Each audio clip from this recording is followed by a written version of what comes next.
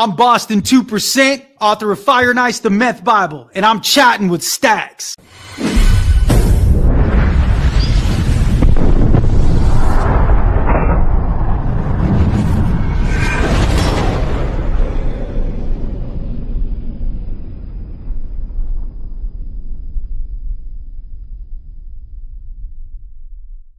Welcome to this episode of Chatting with Staxx. I'm your host, Bill Staxx, and today I got Boston 2%. At the time, when you're under the spell of the man, you feel like you're 10 foot tall and bulletproof. Plus, you feel so terrible. The mission is to die anyway.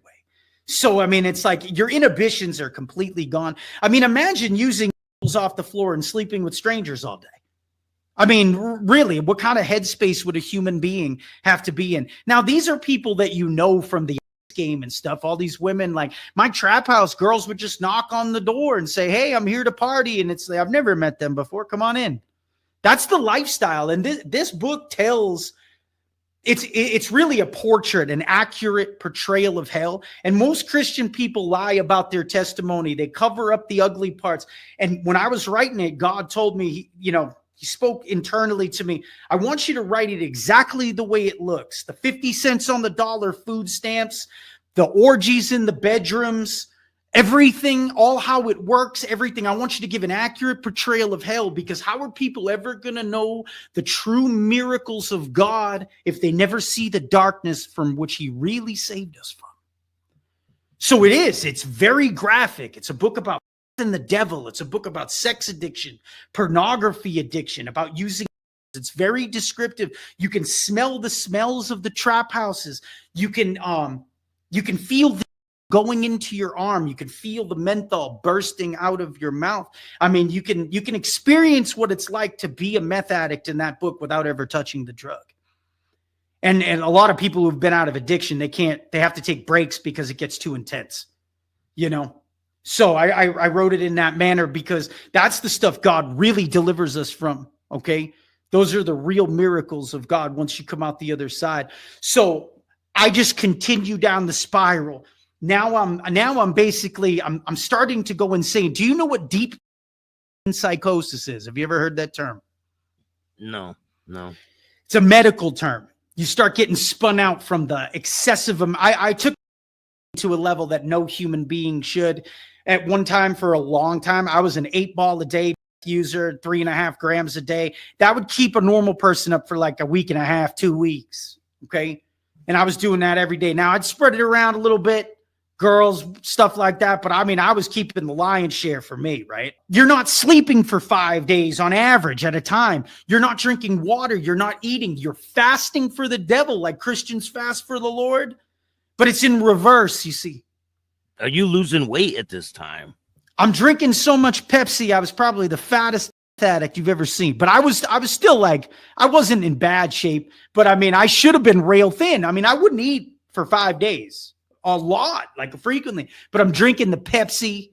I'm smoking a pack and a half of cigarettes a day, stuff like that, right? So I'm living an unhealthy life. But I mean, I'd be driving the taxi sometimes, and my back would feel like somebody hit me with an aluminum baseball bat. And in Texas, they got 64-ounce drinks. I don't recommend those to anybody. Like go in and get you a 64-ounce Coke. But I put Gatorade in it and I drank it. And then I realized, I'm like, oh my God.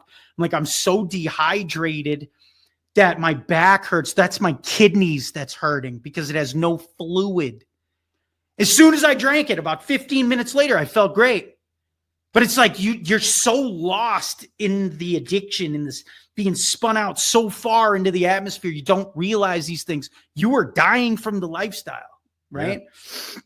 So deep methamphetamine psychosis is when you go into a complete alternate universe. So I got it in my head, like, all these girls were showing up to the house, like a lot more than normal. They were better looking than normal. When I was running out of dope, they would show up and have dope. Now, I got a free place to stay in a car. Like, I'm not putting that together. So I get this delusion in my mind from the psychosis that these women are being sent. I'm good looking, Bill, but I'm not that good looking. Somebody's sending these girls to my house, right? Because if you make enemies in the meth game, people play mind games on you. Like, it's super twisted. It's a thing called gang stalking. It's in the book too. Oh yeah, Like, I heard of that. you heard of gang stalking? So Yeah. gang stalking was a thing. I wrote this in 2020 and I put it in there because I've seen it with my own eyes. You cross the wrong person, they'll torture you to try to get you to unalive yourself. It's wild. They'll just pay somebody to go to your house and find out all this stuff. It's wild. So I thought that's what was happening to me, right? Then I start thinking that there's hidden cameras everywhere. Now today, those little cameras you could buy for $20. This was a different world then, right? Yeah. But I thought that people knew things about me that they shouldn't. I started getting super paranoid. But then I start to believe. This is where the delusion gets so insane. It's in a chapter in the book called Movie Magic, okay? I started to believe that I was handpicked and selected out of the ICE game to be part of this hidden camera movie, like a reality reboot of the movie The Truman Show with Jim Carrey, right? I started thinking Jim Carrey's an executive producer on this flick. And I think I'm going to be the richest stand-up comic in the United States, the biggest film star when this movie wraps, right? This is hard to even explain, but it's like I started doing stand-up comedy in the middle of Walmart on the counter. I was getting thrown out of every fast food joint in Southside Corpus Christi. Like I'd be like causing scenes because I think I'm acting out these scenes. I'm being a real dick to everybody. But I'm like, hey, if we're gonna shoot a movie, let's shoot a movie. But right? You really believe this in your mind, like you think this is real. You couldn't tell me. And my dad was still alive at the time. He was stricken with spinal cancer, stage 4 spinal cancer during this time. I was in my bedroom. I'd stayed up all night. He walks by me after he comes home from his job as an accountant, and he walks by me and he's like, he goes, Patrick, I don't feel so good. Now, for about 2 weeks, I was rubbing icy hot on his back because he thought he pulled a muscle. And he walks by me, and I'm like, all right, Dad. And I stayed up all night, and I heard him scream, and I ran into the room. He's like, I can't feel my legs. Overnight, the spinal tumor metastasized and touched his spinal cord, and he couldn't feel his legs. He was paralyzed overnight. I'm a full-blown junkie. This guy's my best friend. He's my dad. We've been playing golf together since I was 12 years old.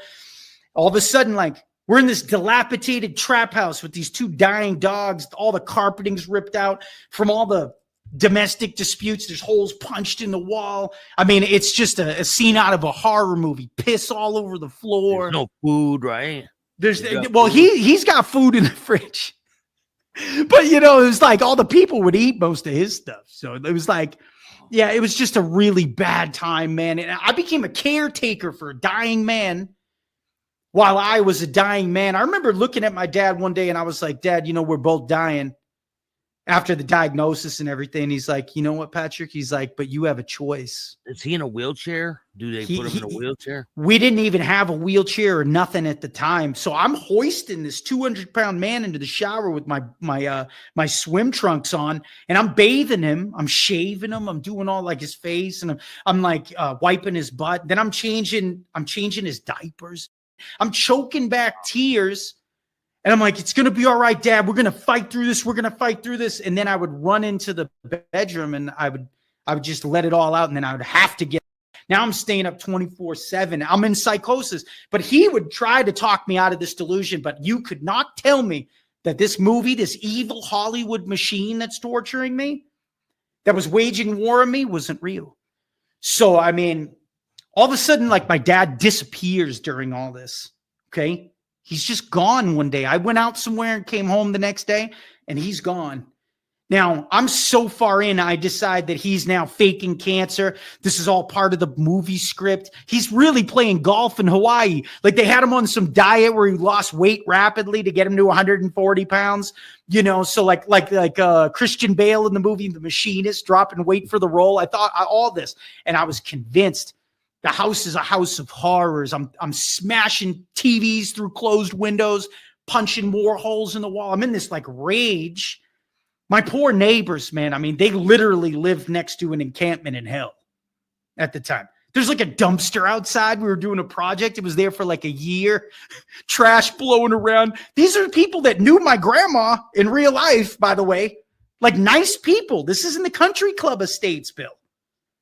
And this is all unfolding, right? I had a nighttime estate sale.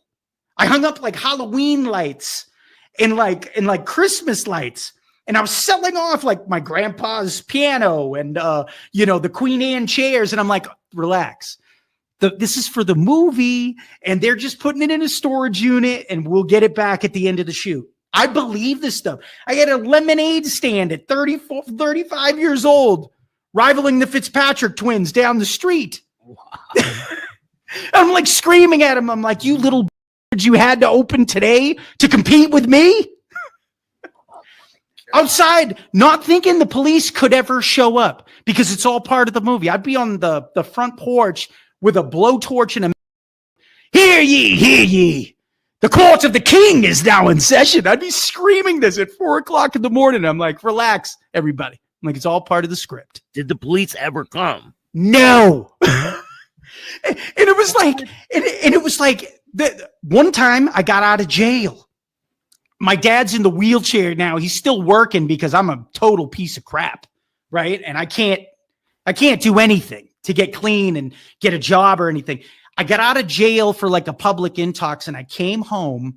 He was sitting at his desk in the wheelchair. I went and grabbed a fillet knife and I sat down next to him and I said, I put it to this big vein on my arm.